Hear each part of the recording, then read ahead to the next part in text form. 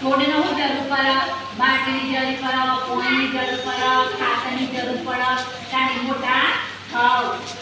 સૂર્યપ્રકાશ ના મળે તો છોડ મોટા થાવ નહીં જેમ તમારે બધી જરૂર પડે તો નહીં અને એથી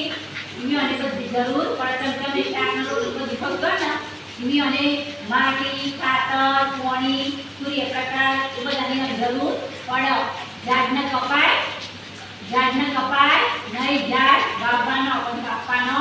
નહીં ઝાડ કાપી નાખે શું થાય વરસાદ આવે